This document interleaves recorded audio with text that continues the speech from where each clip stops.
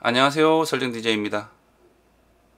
저희는 저번 시간에 지금껏 설계되었던 부품들 중에서 다른 부품과 조립되면서 외형선이 아닌 수문선으로 표현이 되어야 되는 부분들을 정리를 했습니다. 그래서 수문선으로 되어야 되는 부분들을 수문선으로 정리를 했죠. 자, 그러면서 가이드 샤프트에 대한 경우도 우리가 길이를 수정을 했죠. 지금 현재 우리가 사용한 실린더 같은 경우는 행정거리가 350입니다. 그쵸? 상하로 움직이죠. 이렇게. 그러면서 이 가이드 샤프트에 대한 위에 있는 끝단이 350mm만큼 내려온다면 같이 움직이죠. 실린더가 하강을 하면 이 가이드 샤프트도 당연히 따라서 상하로 움직입니다. 그러면서 여기에 있는 끝단이 볼부시에 있는 위쪽에 있는 끝단보다 아래쪽에 존재한다면 어때요? 안 된다고 했습니다. 그렇죠? 그래서 이런 부분을 우리가 350mm만큼 하강했을 때 이만큼에 대한 20mm에 대한, 그쵸, 20mm에 대한 구간을 여유를 주면서 이렇게 설계를 했죠. 그러면서 이 길이가 길어졌습니다. 그쵸? 자, 그래서 이번 시간은 이어서 설계를 할 텐데요. 자, 이번 시간에 설계할 부품은요, 플레이트라는 명칭을 가지고 있는 그런 부품입니다. 자, 플레이트라는 명칭을 가지고 있어요. 그래서 지금 현재 가이드 샤프트라는 걸 보면은 이 부분을 보시면요. 지금 현재 이 가이드 샤프트는 현재 4개에 대한 구간으로 총 4개를 사용했죠. 4개를 사용해서 설치가 되어 있습니다. 그러면서 이 가이드 샤프트는 아래쪽에 있는 업다운 플레이트에 조립이 되어 있는 거죠. 그래서 실린더가 하강을 한다면은 이 업다운 플레이트가 아래로 하강을 한다면은 당연히 가이드 샤프트도 따라서 상하로 움직이게 되는 거죠. 그러면서 지금 현재 아래쪽 같은 경우는 어때요? 가이드 샤프트와 업다운 플레이트가 엮어져 있음으로써 이런 아래쪽 같은 경우는 흔들리는 부분이 좀 적다고 볼 수도 있죠. 엮어져 있기 때문에 하나가 흔들린다면, 이 툴이 좌우로 흔들린다면 이 샤프트에 대한 4개가 같이 흔들리죠. 하지만 위쪽 같은 경우는 어때요? 위쪽 같은 경우는 아래쪽에 있는 이 플레이트처럼 하나로 엮어져 있는 부품이었기 때문에 지금 현재 상승을 했을 때 위에 있는 샤프트 하나가 흔들린다면 다른 거는 흔들리지 않을 수도 있고 흔들릴 수도 있겠지만은요, 하나가 개별로 흔들린다는 거죠. 그쵸? 그럴 수가 있겠죠. 그래서 이번 시간은요, 이 위쪽에 있는 이런 형태에 대한 플레이트를 하나 아래 위로 잡아주는, 가이드 샤프트의 밑에도 이렇게 지금 현재 업다운 플레이트로 엮여 있듯이 위에도 이번 시간은 플레이트라는 명칭을 가지고 있는 부품이 가이드 샤프트 위쪽에 대한 부분을 엮어주는 그런 부품을 설계를 할 거예요. 그리고 이 부품 같은 경우는요, 여러 가지 역할을 합니다. 앞으로 계속 진행을 하면서 설계가 되는 부품들이요, 이 부품들의 요번 시간에 설계되는 이 플레이트라는 부품에 조립이 되면서 여러 가지 역할을 하는 그런 플레이트예요. 아래 위로 이렇게 플레이트가 잡아준다면 이 가이드 샤프트는 어때요? 흔들리는 부분도 좀 더 안정적이게 바뀔 수가 있다는 겁니다. 바뀔 수가 있습니다.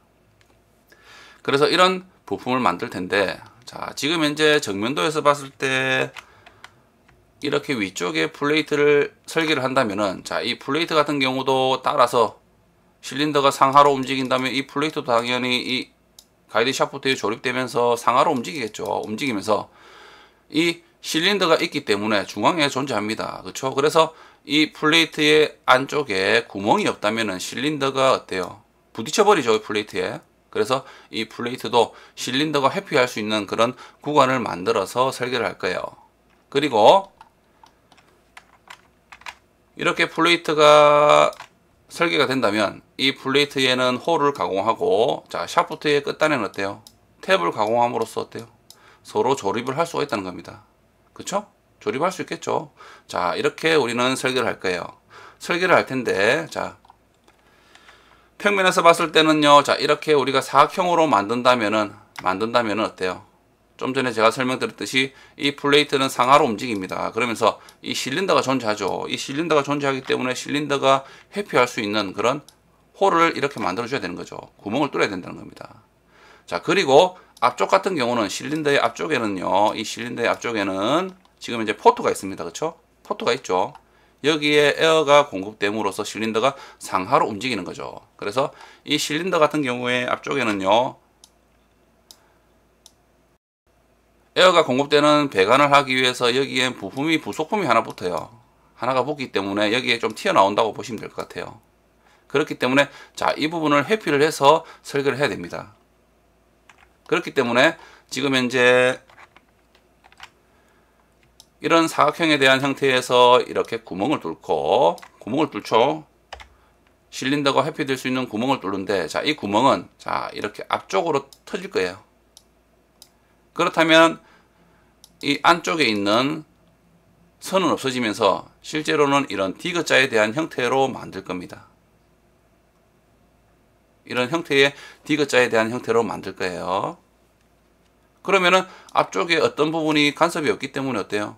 실린더도 회피하면서 앞쪽에 배관을 하기 위한 그런 부속품이 붙는데 그런 부분과 간섭도 없이 우리가 설계를 할 수 있다는 거죠. 그래서 저는 자, 이런 디귿자의 형태에 대한 부분으로 만들 겁니다. 이해되시죠? 자, 그래서 우선 설계를 할 텐데, 자, 우선 라인 명령으로요. 자, 이 가이드 샤프트의 정면도에서 중간점에서 중간점을 잇는, 자, 이 선을 그린 후에 이 선을요.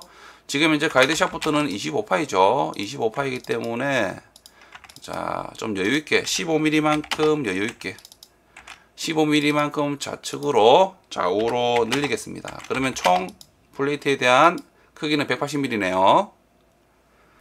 자, 그런 다음 두께는요. 두께 같은 경우는 어떻게 할까요? 지금 현재 한 16mm로 할까요? 16mm. 너무 얇으면 안 좋습니다. 이 티수가 너무 얇다면은요, 좀 불리할 수가 있어요. 여기에 다른 부품도 제가 조립된 됐죠. 설계되면서 설계되는 것들이 여기에 조립된다고 했습니다. 그리고 다른 역할도 하는 부분이 있기 때문에 자, 우선은요 16mm에 대한 두께로 이렇게 설계를 진행하도록 할게요. 16mm죠. 그리고 라인 명령어로 이렇게 라인 명령어로 선을 이어서 만든 후에, 그래서 자, 이렇게 사각형으로 통으로 되어 있다면 어때요? 이 플레이트가 실린더가 상하로 움직일 때 이 플레이트 따라서 움직이면서 지금 현재 실린더에 대한 몸체와 간섭이 일어나는 겁니다. 실린더에 대한 몸체가 지금 현재 77mm로 되어 있기 때문에 정사각형입니다. 형태가 크기가 정사각형에 대한 크기로 가지고 있기 때문에 자, 이 부분과 몸체가 이 플레이트와 간섭을 일어나면서 충돌이 일어나는 거죠. 그렇기 때문에 제가 좀 전에 설명했듯이 자, 위쪽에는 구멍을 뚫는다 했습니다. 구멍을 뚫는다 했죠. 그렇기 때문에 지금 현재 이 77mm에 대한 크기보다는 좀 더 크게 여유있게 구멍을 뚫어서 우리가 설계를 할 거예요. 그렇다면 이 기준에서 자, 라인 명령어로 선을 그린 후에 왼쪽으로 15mm만큼 한번 움직여 볼게요. 자, 그러면은 15mm만큼에 대한 공간이 있는 거죠. 그러면 왼쪽도 15mm, 자, 그렇다면 오른쪽도 당연히 15mm만큼에 대한 같은 공간으로 설계를 하면 되겠죠. 그렇기 때문에 대칭 명령어로 자, 오른쪽으로 이렇게 수직하게 기준으로 중간점을 기준으로 오른쪽으로 대칭 복사, 그런 다음 선을 정리하는 거죠. 이렇게. 그러면은 이 플레이트가 아래로 하강을 할 때 같이 따라서 움직인다면 자, 이 부분엔 구멍이 뚫어져 있기 때문에, 구멍이 나 있기 때문에, 그쵸, 15mm에 대한 공간이 있기 때문에 간섭이 없이 우리가 설계를 할 수가 있다는 겁니다. 그쵸? 움직일 수 있게 된다는 거죠. 상하로 움직일 때 간섭 없이 움직일 수 있게끔 우리가 설계를 할 수 있다는 겁니다. 자, 그래서 중간점을 잇는 선을 수직하게 그려서 자, 이 선들은 어때요? 중심선. 자, 그런 다음 가이드 샤프트에는 자, 이 플레이트와 조립하기 위해서는 탭을 가공한다 했죠. 그래서 탭을 가공하고 위쪽에는 카운터 보링 또는 홀에 대한 부분으로 우리가 가공을 하면 됩니다. 그래서 자, 이 부분 같은 경우는요, 자, M10mm에 대한 볼트로 설계를 하도록 하겠습니다. 그래서 이 탭 같은 경우는요, M10mm에 대한 탭으로 가공을 할 수 있게끔 도면을 설계를 하는 거죠. 한다면 위쪽도 어때요? M10mm에 대한 볼트가 조립될 수 있는 카운터 보링 또는 드릴에 대한 크기로 우리가 가공을 하면 됩니다. 그쵸? 자, 그래서 M10mm에 대한 자, 이런 탭과 그리고 카운터 보링을 선택해서 복사를 합니다. 복사를 해왔죠. 자, 그런 다음 자, 10mm에 대한 탭이 있는데 자, 이 탭을 자, 이렇게 선택해서 이 위에 대한 끝지점에서 이렇게 위쪽에 대한 끝지점으로 이동, 그리고 탭에 대한 깊이가 지금 현재 15mm이기 때문에 자, 5mm를 늘려서 전체가 20mm에 대한 탭에 대한 깊이로 가공을 할 수 있게끔 우리가 설계를 합니다. 자, 그렇다면 자, 이 객체는 어때요? 또 수문선이죠. 수문선입니다. 자, 그리고 블록 편집 명령으로 이렇게 선택해서 블록 편집을 합니다. 그러면은 자, 이 객체를 선택해서 작업 세트에 추가, 그리고 저장 닫기 한다면은 다른 객체들도 같은 이름에 대한 블록으로 되어 있는 객체는 이렇게 업데이트가 되는 거죠. 우측면도도 당연히 업데이트가 되죠. M10mm에 대한 볼트와 택과 그리고 깊이가 20mm인 이렇게 가공을 할 수 있다는 겁니다. 이렇게 바뀐다는 거죠. 그쵸? 자, 그런 다음 가이드 샤프트가 이렇게 수정이 되었다면 가이드 샤프트에 대한 평면도도 당연히 바뀌어야 되겠죠. 그래서 가이드 샤프트를 하나 복사를 해온다면 자, M6mm에 대한 탭이 있는 이 부품이 가이드 샤프트였습니다. 그쵸? 그쵸? 그래서 이 가이드 샤프트를 하나 복사해 와서 여기에 이 탭에 대한 부분을 이렇게 붙여놓고 가져온 후에 여기에 가져와서 블록 편집 명령으로 이 탭에 대한 부분을 작업 세트에 추가하든지 또는 위쪽에서 바로 작업을 하셔도 상관없어요. 그래서 저는 하나를 복사해 왔기 때문에 자, 이 상태에서 블록 편집 명령으로 자, 이 객체들을 선택해서 작업 세트에 추가, 그러면 탭에 대한 부분이 업데이트가 되는 거죠. 그렇죠? 그리고 저장 닫기. 그러면 자, 여기서 수정을 하더라도 위에 있는 이 객체들은 같은 이름의 블록을 가지고 있기 때문에 당연히 수정이 됩니다. 업데이트가 되죠. 어때요? M10mm에 대한 탭이 이렇게 표현되는 거죠. 그렇죠? 자, 그런 다음 자, 이렇게 설계를 했다면 자, 위쪽에는 이제 카운터 보링에 대한 부분을 하든지 또는 드릴에 대한 작업을 하면 되는데 자, 우선 카운터 보링을 한번 해볼게요. 자, 이 객체는 어때요? 숨은 선. 자, 이렇게 끝점을 자, 이 끝점으로 이동, 그리고 위에 대한 끝점에서 직교점으로 이동. 그런 다음 자, 아래쪽에 대한 부분에 카운터 보링이 침범하고 있습니다. 그렇죠? 그렇기 때문에 자, 스트레치 명령으로 이렇게 선택해서 이 끝점에서 이 위쪽에 직교점으로 이렇게 이동을 하면 되는 거죠. 그래서 스트레치 명령으로 이렇게 선택해서요, 중심선까지 다 포함되게 선택을 합니다. 그리고 가이드 샤프트는 자, 시프트 누른 상태에서 선택 해제, 그리고 엔터 클릭 후에 자, 끝 지점에서 이 위쪽에 직교점으로 이동. 그러면 어때요? 그러면은 이렇게 수정이 가능하다는 거죠. 그렇죠? 자, 그런 다음 지금 현재 카운터 보링에 대한 깊이가 11mm, 아래쪽에 남아있는 살이 5mm네요. 자, 이런 상태에서는요, 지금 현재 우리가 볼트를 조립한다면은 볼트가 이렇게 헤드가 조립되면서 여기는 한 1mm, 도면상으로 1mm 정도에 대한 여유가 있습니다. 그렇기 때문에 위쪽에 지금 현재 위쪽에는 아무런 간섭이 없거든요. 위쪽에 붙는 부품들이 없습니다. 그렇다면 이렇게 되기 때문에 자, 이 아래쪽에 남아있는 살을 좀 더 두껍게 남아줌으로써 1mm라도 더 남김으로써 어때요?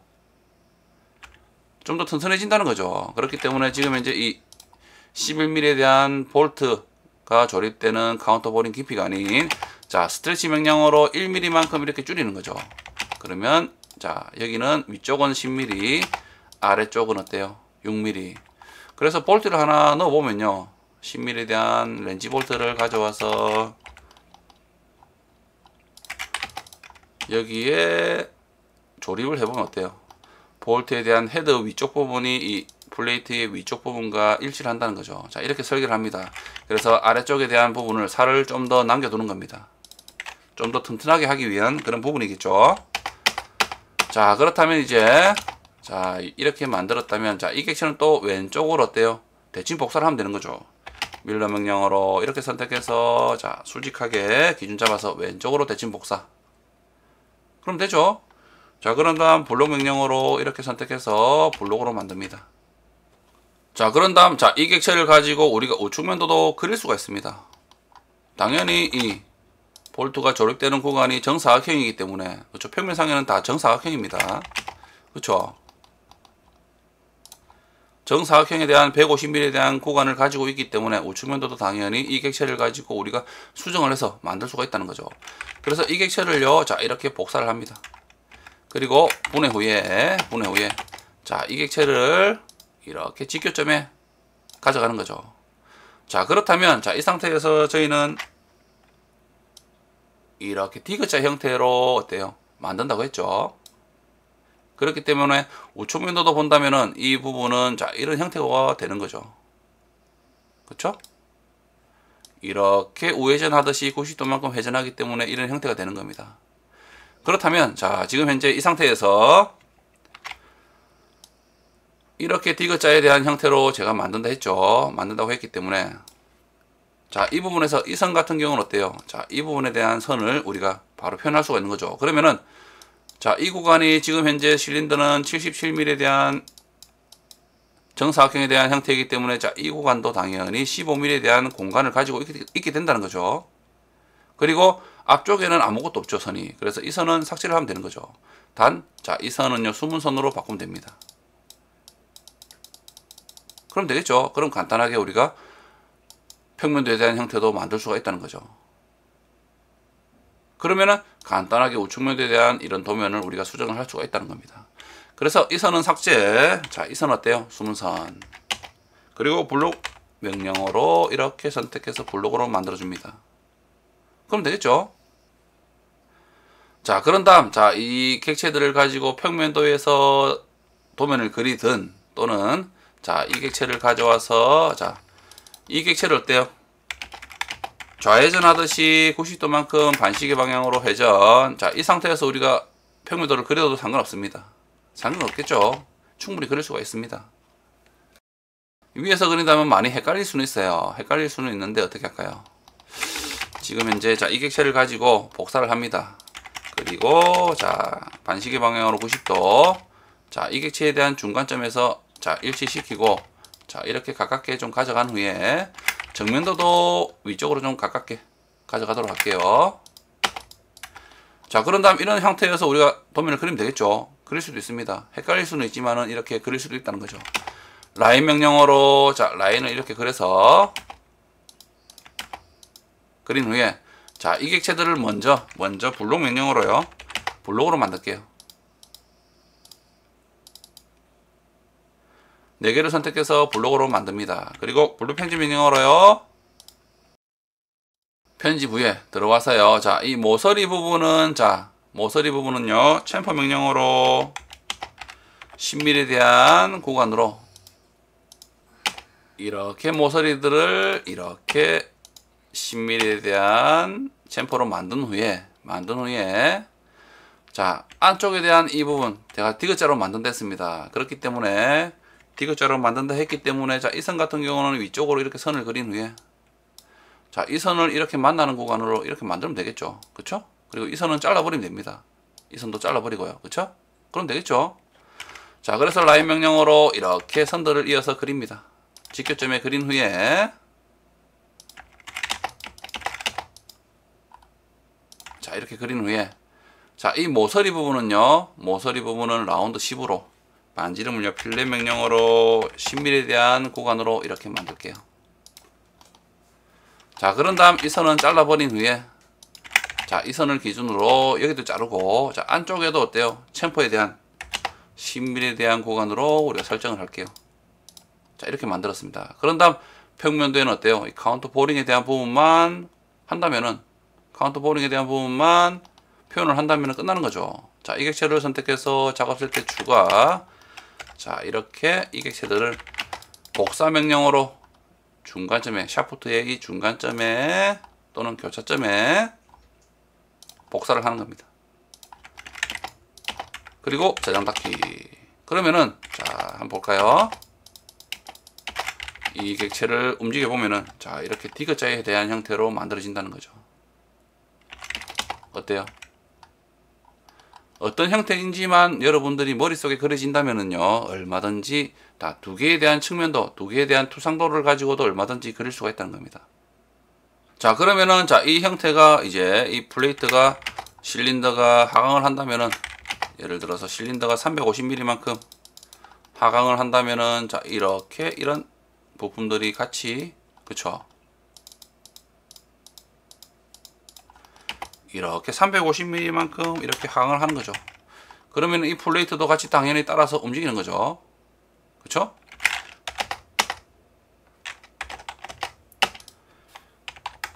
자, 이렇게 350mm만큼 하강을 한다면은 이렇게 따라서 이 플레이트도 따라서 움직이면서 여기에 구멍이 뚫어져 있음으로써 디귿자에 대한 형태로 구멍이 뚫어져 있음으로써 실린더의 간섭 없이 이렇게 하강 상하로 움직일 수 있다는 겁니다. 그렇죠? 그렇게 되겠죠? 자, 이렇게 이번 시간엔 이 플레이트, 상부에 있는 플레이트라는 명칭을 가지고 있는 부품을 그려봤습니다. 그려봤어요. 자, 이 부품을 그리면서 또 수문선으로 돼야 되는 부분들도 좀 번거롭게 됐네요.